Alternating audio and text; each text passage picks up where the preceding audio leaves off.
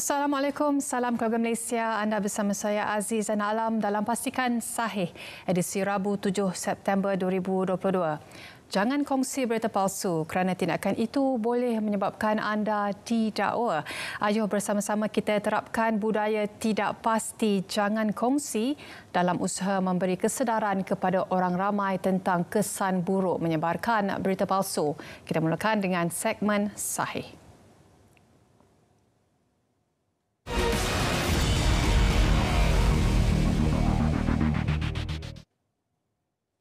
Yang di-Pertuan Agong As-Sultan Abdullah Riayatuddin Al-Mustafa Bilal Shah menzahirkan ucapan tahniah dan setinggi penghargaan kepada kerajaan, peserta dan penganjur atas kejayaan sambutan Hari Kebangsaan 2022 di Dataran Merdeka Kuala Lumpur pada 31 Ogos lepas yang disempurnakan dengan rapi dan juga cemerlang. Datuk Pengelola Bijaya Diraja Istana Negara, Datuk Seri Ahmad Fadil Samsudin berkata, ucapan tahniah dan penghargaan itu turut ditujukan khusus kepada Perdana Menteri Datuk Seri Ismail Sabri Yaakob serta Menteri Komunikasi dan Multimedia Tan Sri Anwar Musa yang juga pengerusi jawatan kuasa penganjur. Katanya baginda yang menzahirkan rasa sukacita dan kagum dengan sambutan itu bertitah semangat perpaduan, patriotisme dan cintakan negara yang dipamerkan oleh rakyat pada sambutan berkenaan serta sambutan yang telah dianjurkan di seluruh negara adalah sangat membanggakan. Ujarnya lagi, Seri Paduka juga amat kagum menyaksikan persembahan yang telah ditunjukkan oleh semua kontijen agensi kerajaan dan murid-murid sekolah yang mengambil bahagian di majlis itu. Majlis Penasihat Kertas Putih Kesihatan HWP yang ditubuhkan 10 Ogos lalu bersidang buat julung kalinya bersama pengurusan tertinggi Kementerian Kesihatan KKM 30 Ogos lalu. Mesyuarat di Ibu Pejabat KKM di Putrajaya itu bagi menggariskan cabaran serta kekangan dihadapi sistem kesihatan negara ketika ini sebagai persediaan bagi pembangunan kertas putih kesihatan. Menteri Kesihatan Khairi Jamaluddin dalam satu kenyataan memaklumkan kertas putih itu juga akan mengemukakan beberapa cadangan penyelesaian dari segi reformasi penyampaian perkhidmatan, pembiayaan, takbir urus serta organisasi dengan pendekatan berfasa merangkumi tempoh 15 tahun. Katanya barisan 13 ahli HWP dipilih berdasarkan kepakaran serta pengalaman yang meluas bukan sekadar dalam sektor kesihatan, malah dari sektor lain seperti ekonomi, akademik dan juga sosial. Polis Diraja Malaysia PDRM menafikan dakwaan berlaku unsur intimidasi semasa mengambil keterangan timbalan Presiden Parti Keadilan Rakyat PKR Rafizi Ramli di Ibu Pejabat Polis Daerah Sentul baru-baru ini. Ketua Polis Negara Tan Sri Akril Sani Abdullah Sani berkata PDRM telah memanggil dan merakam percakapan daripada Rafizi pada 3 September lalu bagi membantu siasatan berhubung hantaran di media sosial didakwa berunsur fitnah terhadap Menteri di Jabatan Perdana Menteri Datuk Abdul Latif Ahmad. Ujarnya bagi membantu siasatan, sebuah telefon bimbit bersama kad SIM yang dipercayai digunakan Rafizi untuk memuat naik hantaran yang disiasat telah diambil dan disimpan PDRM bagi proses analisa forensik digital. Katanya lagi PDRM menafikan tindakan menyimpan telefon bimbit milik Rafizi sebagai satu bentuk intimidasi dan sebaliknya ia merupakan sebahagian daripada proses siasatan bagi kesalahan di bawah Kanun Keseksaan Akta 574 dan Akta Komunikasi dan Multimedia 1998, Akta 588 bagi membolehkan analisa forensik digital dijalankan. PDRM juga menafikan mesej kononnya pasukan keselamatan itu dan Kementerian Dalam Negeri KDN mengeluarkan notis amaran berhubung aktiviti jenayah yang menggunakan kanak-kanak jalanan seperti yang tular di media sosial. Ketua Komunikasi Korporat PDRM, Asisten Komisioner A. Skandar Guru berkata, mesej itu mendakwa terdapat pihak menggunakan kanak-kanak jalanan yang memegang kertas tertulis alamat rumah mereka sebagai taktik untuk meraih bantuan bagi dihantar pulang. Menurutnya, mesej itu turut mendakwa individu yang membantu kanak-kanak itu akan dibunuh, organ dicuri dan dirogol. Tegasnya lagi, PDRM mengesahkan mesej yang ditularkan adalah palsu dan tidak pernah dikeluarkan KDN atau PDRM serta semakan juga menunjukkan tiada sebarang laporan polis diterima berkaitan insiden jenayah seperti yang ditularkan. Polis menafikan kejadian rompakan yang didakwa berlaku di Genting Highlands, Bentong seperti yang ditularkan melalui sebuah akaun TikTok. Ketua Polis Daerah Bentong, Superintendent Zulham Muhammad Kahar berkata, rakaman video dalam bahasa Hokkien itu menyebut bahawa pengunjung pusat kasino tidak boleh keluar masuk kerana pintu dikunci. Menurutnya, antara yang dikatakan perakam video tersebut ialah dia sendiri tidak tahu apa terjadi. Mungkin berlaku kes rompakan atau kebakaran. Ujarnya lagi, pihaknya mengesahkan tiada sebarang laporan polis diterima atau dibuat mana-mana pihak berkaitan kejadian berkenaan serta berdasarkan siasatan yang dijalankan, tiada kes rompakan berlaku sebagaimana yang didakwa dalam video tersebut. Baik, polis akan menjalankan siasatan terhadap bapa seorang pelakon remaja yang didakwa membuat gangguan seksual terhadap anaknya itu. Ketua Polis Daerah Subang Jaya, Asisten Komisioner Wan Azlan Wan Mahmat berkata, siasatan dijalankan ekoran satu laporan polis oleh mangsa yang dibuat pada jam 10.55 malam tadi. Katanya laporan diterima daripada pelakon remaja berusia 15 tahun itu dan dalam laporan polis menyatakan mangsa diganggu secara seksual oleh bapa kandungnya serta tidak menjaga kebajikan mangsa. Jelasnya lagi, mangsa juga sering dipertontonkan dengan video lucah dalam telefon bimbit bapa kandungnya serta kejadian itu berlaku sejak 2013 sehingga 2017. Tambah Wan Azlan, mangsa turut menyatakan kejadian itu berlaku ketika mangsa berusia 6 tahun dan ketika itu mereka tinggal di kawasan Subang Jaya. Tindakan seorang lelaki memecah masuk dan membakar langsir sebuah rumah di Taman Bukit Tungku, Kuala Lumpur membawa padah apabila ditahan pada Khamis. Ketua Polis Daerah Sentul, Asisten Komisioner Beh Eng Lai berkata pihaknya menerima aduan daripada seorang lelaki berusia 28 tahun yang memaklumkan mengenai kes itu pada jam 6.04 petang 2 September lalu. Katanya bertindak atas laporan tersebut, pihak polis telah bergegas ke tempat kejadian dan menahan suspek berusia 30 tahun yang turut mencucuk sofa dan gambar hiasan dinding di dalam rumah pengadu dengan menggunakan puntung rokok.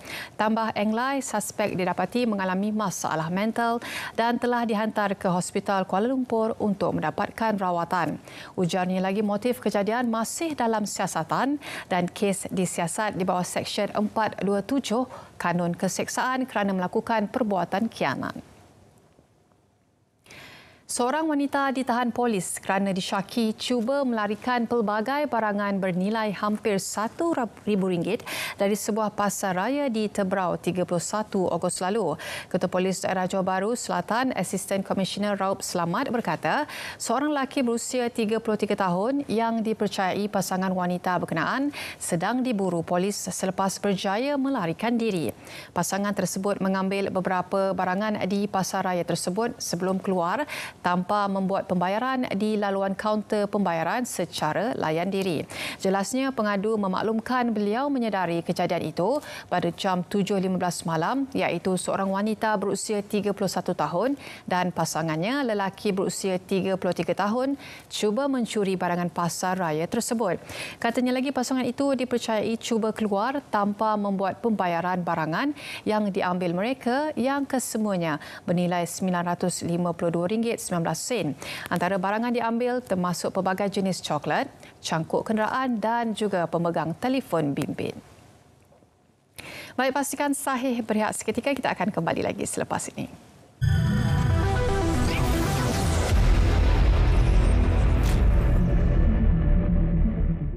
Bantuan khas keuangan bagi tahun 2023 dibayar kepada anggota perkhidmatan awam grade 56 ke bawah berjumlah RM700 dan RM350 bagi pesara kerajaan dan veteran tidak berpencen yang akan diberi pada Januari 2023.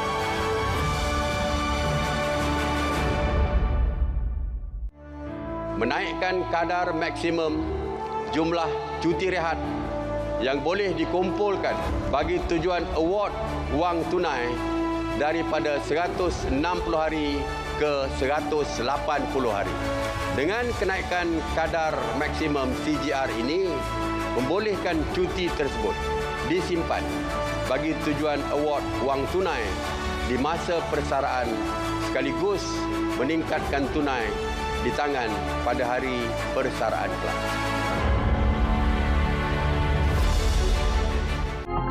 Cadangan bersifat kepentingan kumpulan, puak, IMO, kita anggapkan sebagai pandangan peribadi. Kerajaan kekal mengutamakan integriti dalam setiap tindakan-tindakan kerajaan dan tak ada siapa yang boleh cuba memaksa Yang Amat Berhormat Perdana Menteri melakukan sesuatu yang tidak kena pada keluhuran undang-undang, separation of power dan juga integriti kerajaan keluarga Malaysia.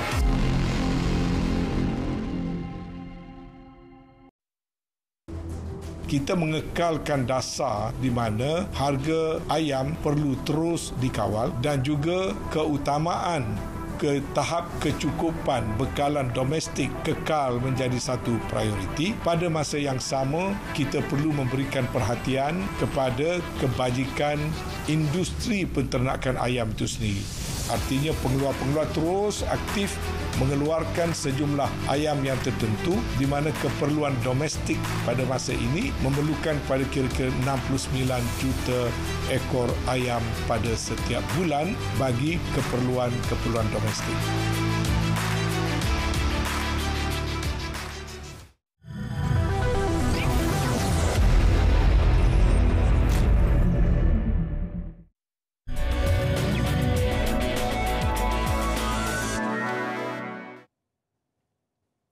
Bagi segmen semasa, kita mulakan dengan Pelan Tindakan Teknologi Drone Malaysia 2022-2030 akan dibangunkan sebagai agenda nasional, kata Perdana Menteri Datuk Seri Ismail Sabri Yaakob.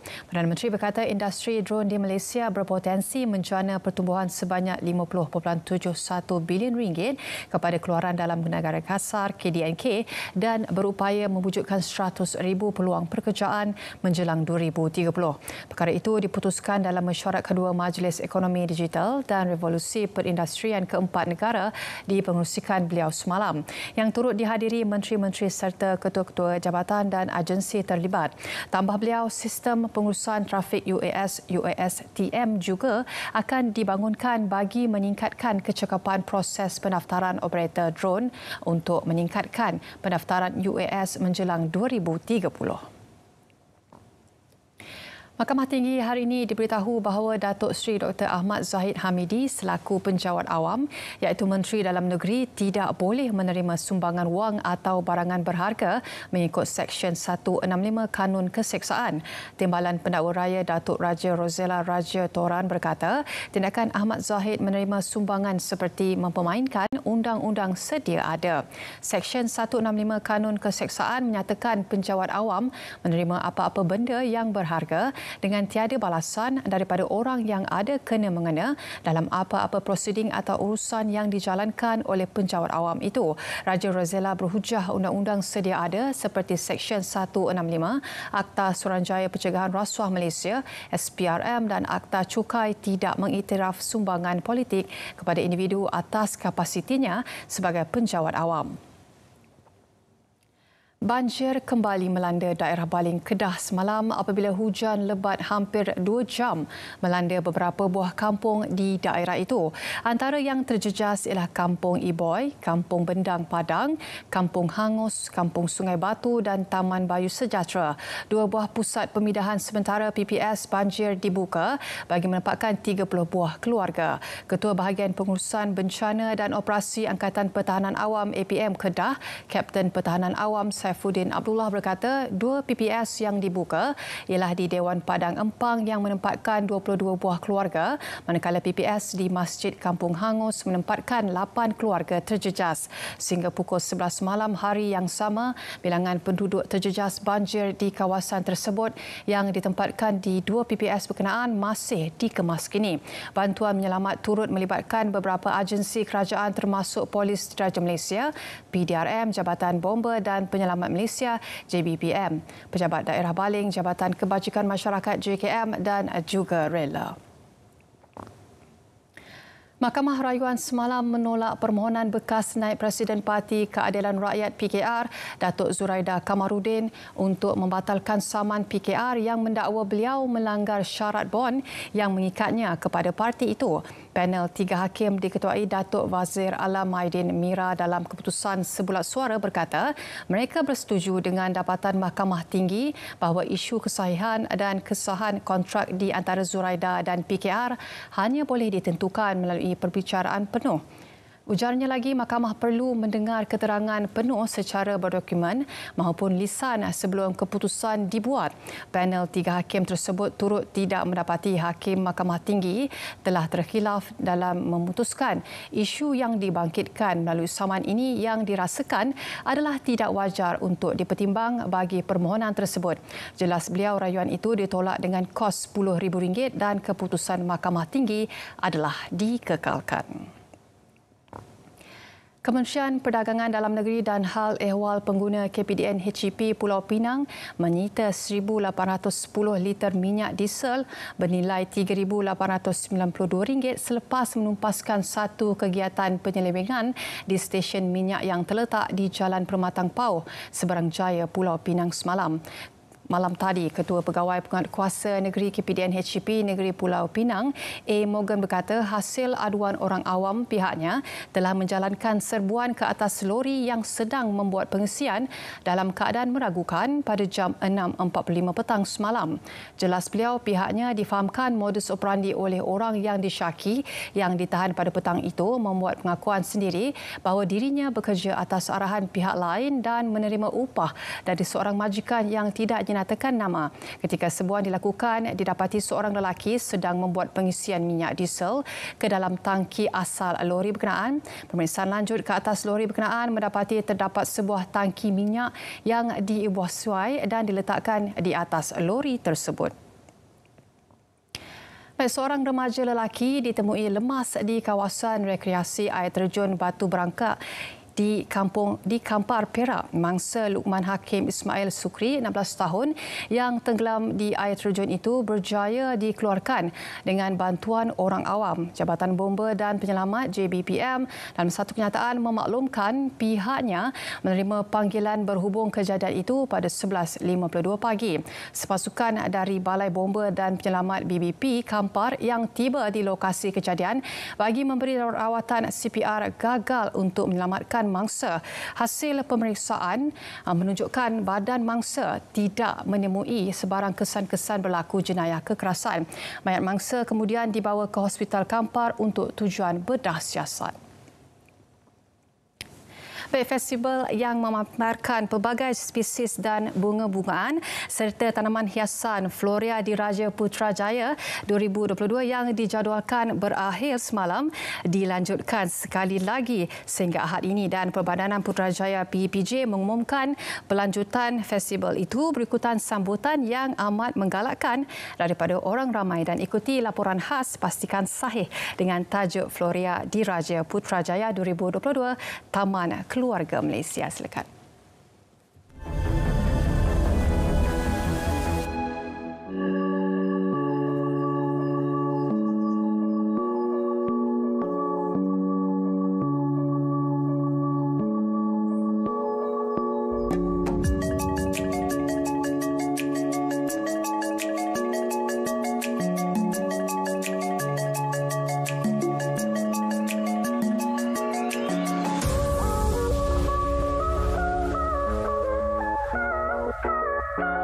Selepas tertangguh disebabkan pandemik COVID-19, pameran fauna terbesar di Malaysia iaitu Floria Diraja Putrajaya 2022 telah pun kembali.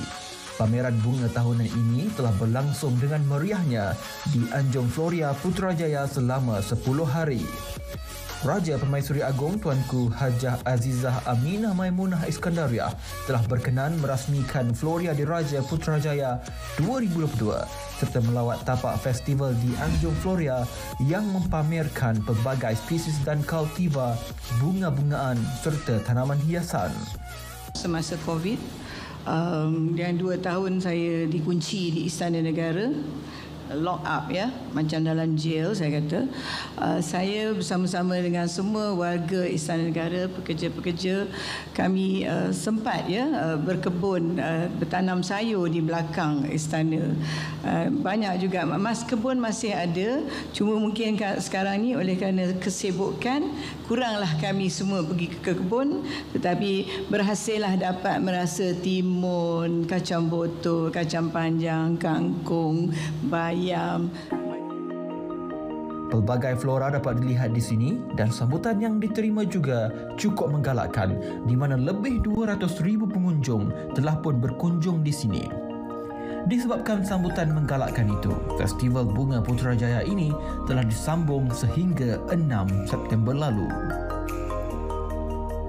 Pengunjung yang ditemui juga menyatakan keterujaan mereka dengan gubahan lanskap serta 400,000 pokok pelbagai spesies serta bunga-bunga yang mengangkat tema Flora Hebat. Festival ini telah menarik ramai pengunjung. Oh, saya rasa teruja, ya kan? Dia sangat amazing sebab banyak. Saya rasa tempat ni banyak besar, banyak orang. Lepas tu bunga pun semua sangat cantik. Lepas tu dalam sana ada pameran bunga dia kan dari negara-negara yang lain. Jadi saya pun rasa dia sangat cantik. Semua menarik atuk tengok. Tak pernah tengok. Ni tengok sekali ni. Lagi muda sampai tua tak pernah ni tengok sekali. Itu dah. Cantik. This place is so nice and very comfortable to come. I feel so happy now because the ticket is also cheap, so you can enjoy around. Macam saya OKU, satu benda yang baru saya masuk tu, kemudahan untuk OKU salah satunya baik. Lepas tu cantik. Tengok memang suasana cantik, orang yang terlalu ramai. Lepas tu kita boleh kenal orang baru pun ramai kat sini. Pastinya pengalaman mengunjungi Floria kali ini menjadi memori indah buat penggemar bunga, pengunjung antarabangsa serta seluruh keluarga Malaysia. Laporan khas dari Hafiz Dawson untuk Pastikan Sahih.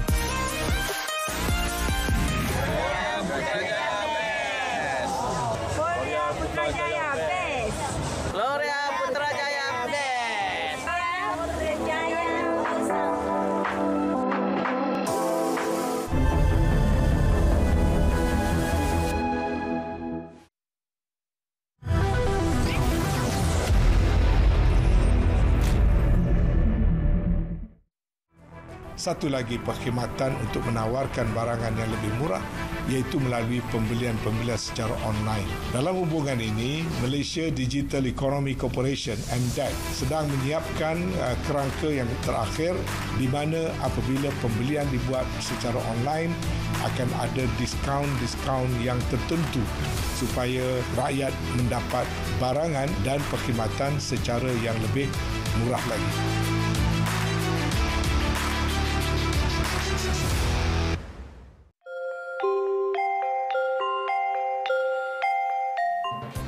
Assalamualaikum, hai apa khabar semua? Beri saya 1 minit boleh?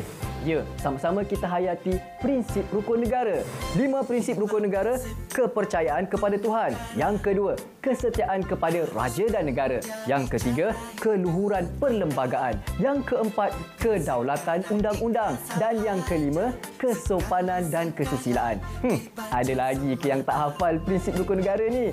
Jom kita hayati. Rukun bermaksud dasar, tiang, asas atau sendi. Dalam maksud lain, rukun bermakna tenang dan tenteram.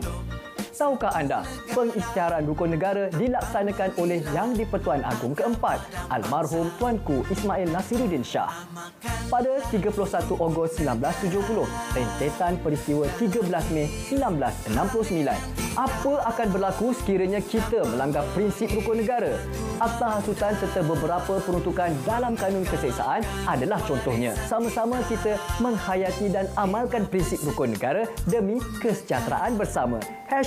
#Demi Negara. Jumpa lagi. Teras perpaduan membentuk satu negara tanpa mengira agama dan bangsa.